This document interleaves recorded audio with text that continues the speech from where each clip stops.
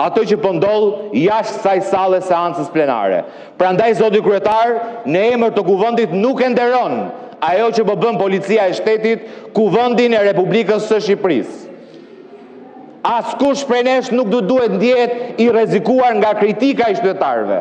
Askush prej nesh në këtë sallë nuk duhet ndjehet i rrezikuar nga kërkesat e qytetarëve, përkundrazi. Dhe prandaj e kemi votuar edhe kundër projekt kalendarin. Ne duhet i marrim shumë seriozisht kërkesat e qytetarëve, duhet i bëjmë pjesë të këtij programi të punës.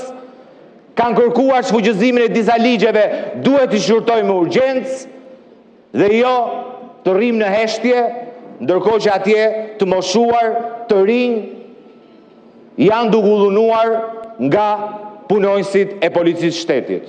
Detyra e policisë shtetit është të ruaj rendin dhe sigurinë. Detyra e policisë shtetit është të arrestoj eksponent të krimit organizuar.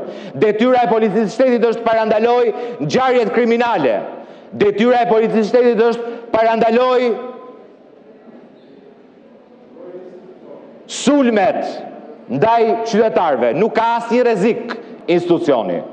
Zotrote si gjithë ne tjerët, ke hyrë krejt lirshëm në sallën e seancave plenare, nuk të ka rrezikuar asnjë qytetar, nuk të rrezikon as veza e qytetarëve, po atëherë për çfarë e keni kërkuar mbrojtjen e policisë shtetit?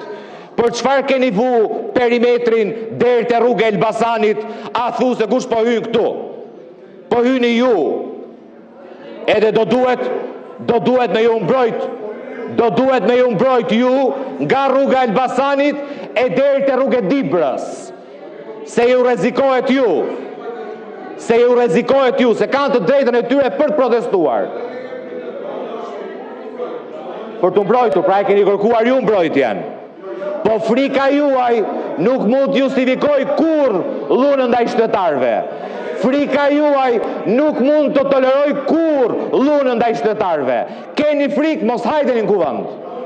Keni frikë, mos hajdeni në kuvend. Keni frikë nga qytetarët, fshihuni dhe bëni mirë të fshiheni. Se i keni marrë shpirtin 14 vite qytetarëve.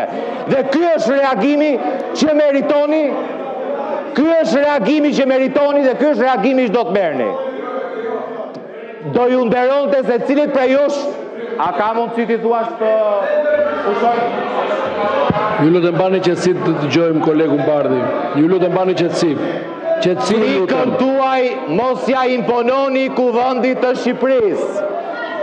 Frikën tuaj mos ja impononi qytetarëve të Republikës së Shqipërisë.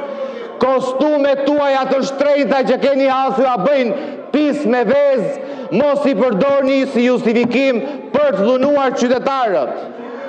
Lejoni qytetarët të protestojnë, e kanë të drejtë kushtetuese, nuk ja mohoni dot as ju përmes frikës tuaj, as policia e shtetit duke shkel kushtetutën dhe ligjet e Republikës së Shqipërisë. Të dhunosh të rinjt, të dhunosh të moshuarit, dhe të përdorësh ndaj tyre mjete disproporcionale. Është një shkelje flagrante e kushtetutës, është një shkelje flagrante e ligjit, dhe është... A ka mundësi ti, zotrote? Po shko pyet të vlla. Shko pyet të vlla që e ke në burg, se ta shpjegon ai policinë e shtetit. Ti shko pyet të vlla që e ke në burg, se shko pyet të vlla.